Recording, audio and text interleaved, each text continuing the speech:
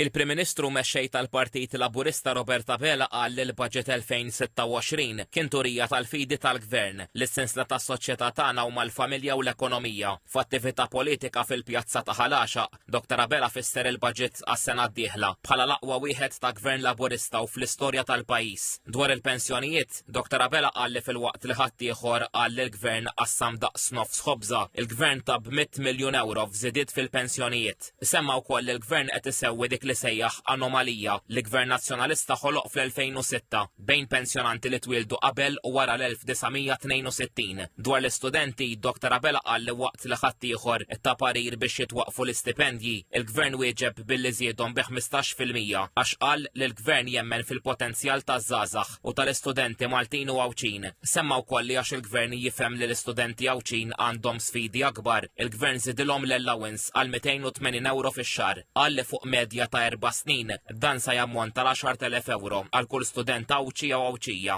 B'referenza tnaqqis fl-income tax għal familji bit-tfal, il-Prim Ministru Abela qal li l-Baġġett 2026 saħħaħ lil familji bla preċedent. Qal li bil-Baġġett familja b'żewġ titfal li taqla sa 60,000 euro fi żmien 3 snin mhix sa tibqa' tħallas ċenteżmu f'income tax għal 25 sena u bekk se jibqa' lafbuta mal-250,000 euro. Fl-istess waqt semma li tnaqqis fl-income tax ta' 160 miljun euro għal din is-sena reġa' GST sas-sena d-dieħla. Min-naħa l-oħra qal li fl-ikkopjar tiegħu il-Kap Nazzjonalista Alex Borch kien se jħalli barra 30,000 familja b'wild wieħed. Wera l-fema li għall-Partit Nazzjonalista dawn huma familji tat-tieni kategorija. Dr. Abela qal li waqt li ħadd ieħor fi żmienu qassam il-kontijiet l-għadda tal-Baġġett, Gvern Laburista qassam bi 28 miljun euro f'aktar ċekkijiet ta' rifużjoni tat-taxxa. Dwar l-ambjent semma kif il-Gvern se jkun qed iwettaq proġetti nazzjonali ambjentali f'Manuel Island, fil-White Rocks u f'Witinċita. Dr. Abela qal li l-Baġġett tas-sena d-dieħla se jkun aqwa għax qal li l-qalb tal-Gvern tħabbat mal-istudenti, mal-familji, mal-ġenituri, mal-pensjonanti u man-negozji.